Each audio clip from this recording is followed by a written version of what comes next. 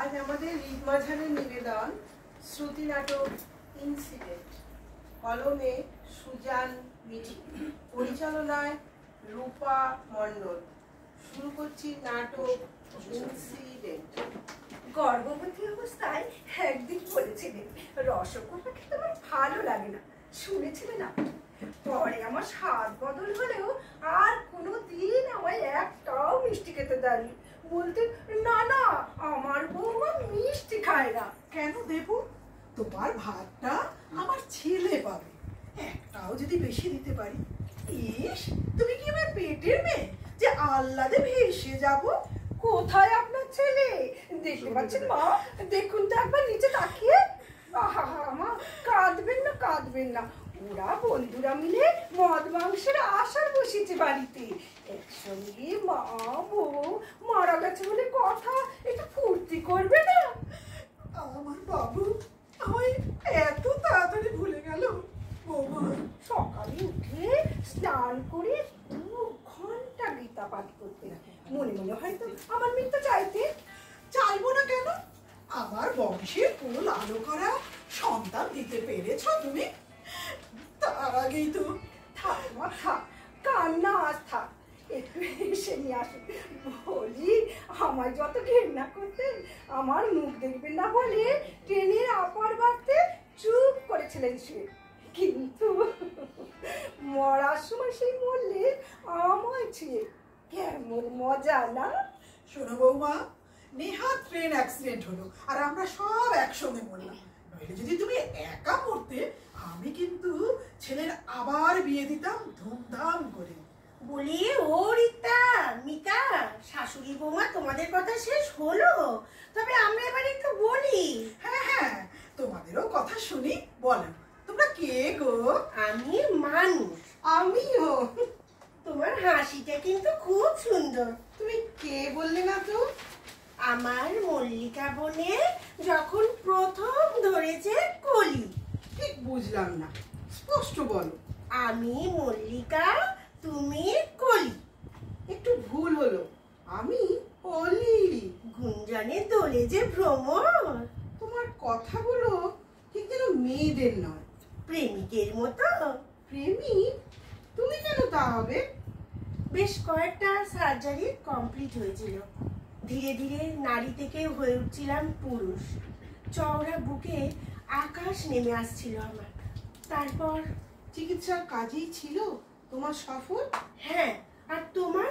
ছোটবেলা থেকেই দেখছি মা বাবা ভাইকে বেশি ভালোবাসতো, দাদাকে প্রশ্রয় দিত। আমি এক্সট্রা রেফারেন্স বই চাইলেও বলতো মেয়েদের এত পড়া লাগে না। চেনা গল্প। বদলে গেল তারপরে। দাদা ভাই দুজনেই ব্যর্থ হলো পরীক্ষায়।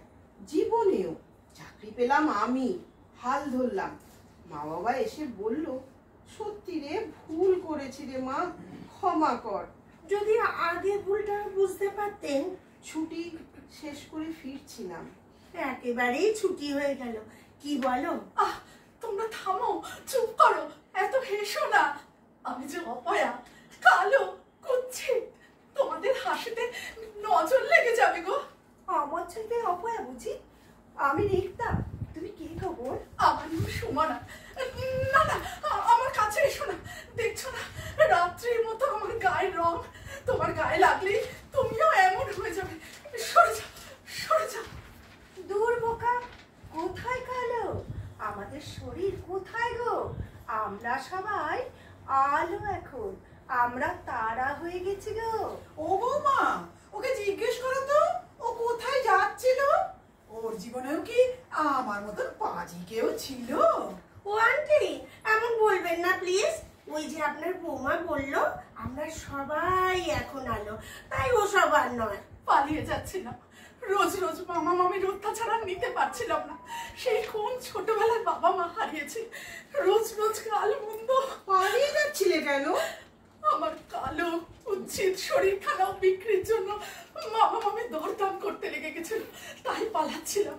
এই তো ধরেছি। এই মেয়ে, টিকিট না কাটি ট্রেনে চড়া, তোর মজা দেখিয়ে দেবো আজ। কি যে বলেন টিটি সাহেবা, কোথায় ট্রেন, কোথায় টিকিট? ভুলে গেলেন? আমরা যে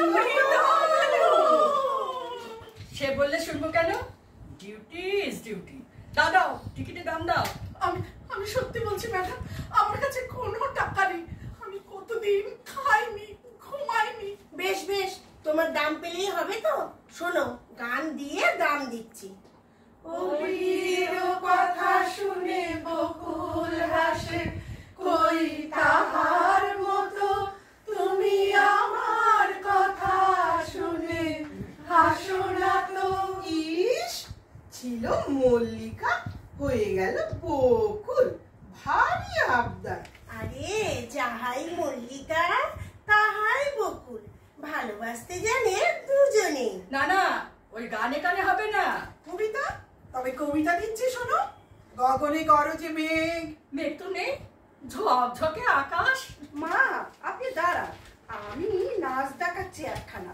এতে নিশ্চয়ই টিটি ম্যাডামের টিকিটের দাম হয়ে যাবে। তোমরা তোমরা আমার জন্য এত কিছু করছো, কেউ কখনো আমাকে নিয়ে ভাবেনি গো। তবে কি আমারও মূল্য আছে কিছু? কই না, দেখি দেখি। মম চিত্তে নীতি নিত্যে। আমার খোকন খোকন রে, আর কাঁদিস না বাবা। আহ, বেশ নাচ দেখছিলাম, প্রত্যেকে কোন খোকনের মাইল।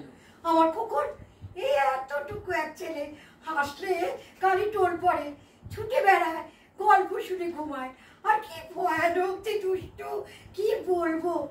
জানো তোমরা, আমার পাউডারের কৌটো নিয়ে মুখে মেখে সেদিন আমাকে ভয় দেখিয়ে বলছিল, ও মা এই দেখো আমি ভূত হয়েছি। আমার খোকনকে আমার কাছে এনে দেবে গো তোমরা। এবার চুপ করো বৌদিমণি, সেইখানে আইসা দিকটা একটানা কাইন্দা চলতেছো। তোমরা কোথায় যাচ্ছিলে? খোকন কোথায় ছিল? বৌদিমণির শরীরটা খুব খারাপ তো, তাই ডাক্তারের কাছে লইয়া যাইতেছিলাম।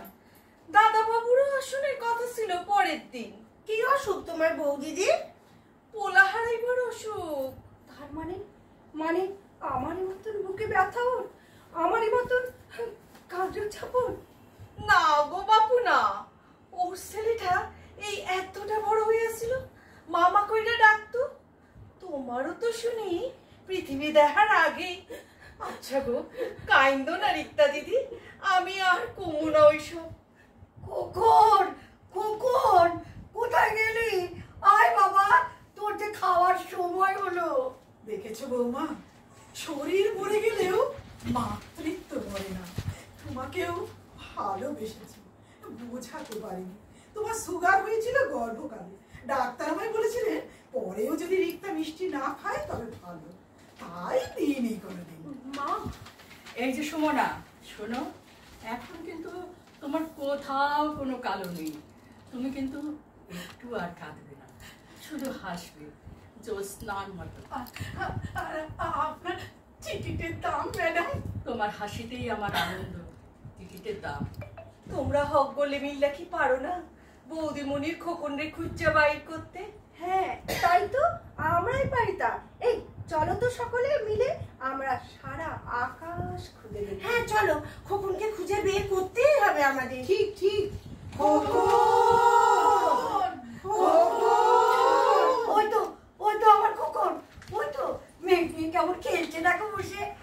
এই দুষ্টু, এই মাকে রেখে খুব ফুলেছিস। কি পুষ্প? ওই তোমাদের খোকন? হ গো হ, ওই আমাকে খোকন। আরে কি খুশি, ও আজ থেকে আমাদের সকলের খোকন। অলির কথা শুনে বকুল হাসে, কই তাহার মতো তুমি আমার কথা শুনে হাসো না তো। তুমি আগে ঠিক করো, তোমায় মল্লিকা বলবো নাকি বকুল? শুধু ভালোবাসা বলো, শুধু ভালোবাসা।